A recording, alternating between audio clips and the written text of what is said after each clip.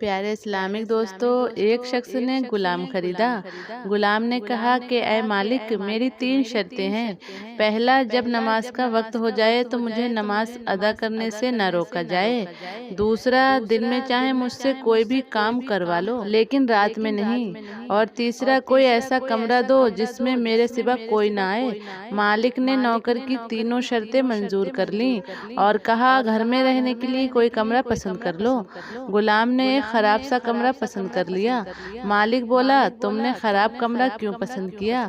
तब नौकर ने जवाब दिया कि ऐ मालिक, ये खराब कमरा अल्लाह के यहाँ चमन है।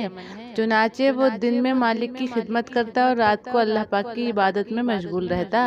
एक रात का जिक्र है कि एक रात उसका मालिक वहाँ से गुजर रहा था, यानी कि नौकर के कमरे के पास से गुजर रहा था, तो उसने देखा गुलाम सजदे में है और उसके सर पर नूरानी किंदल यानी लालटेन लटकी हुई है और वो आहवजारी करते हुए कह रहा है, या इलाही, तूने मुझ पर मालिक की खिदमत वाजिब कर दी है। अगर मुझ पर ये जिम्मेदारी न होती तो मैं सुबह शाम तेरी इबादत में मशगूल रहता। मेरी इबादत को कबूल फरमा।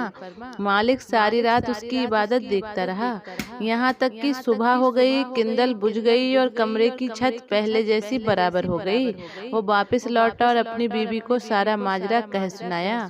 जब दूसरी रात अपनी बीवी को साथ लेकर वो वहां पहुंचा तो क्या देखता है कि गुलाम सजदे में है, किंदल रोशन है और गुलाम इबादत कर रहा है। दोनों दरवाजे पर खड़े हो गए और उसे देखकर रोते रहे। जब सुबह हुई तो उन्होंने गुलाम को बुलाकर कहा, हमने तुम्हें अल्लाह के नाम पर रिहा कर दिया ताकि तुम फरागत से उसकी इबादत कर सको। ये सुनकर गुलाम ने अपने हाथ आसमान की तरफ उठाए और कहा कि ऐ साहिबे राज, मेरा राज जाहिर हो गया। अब मैं इस राज के खुलने और शोहरत के बाद जिंदगी नहीं चाहता। और उसने कहा कि ऐ मालिक, मुझे मौत दे दे।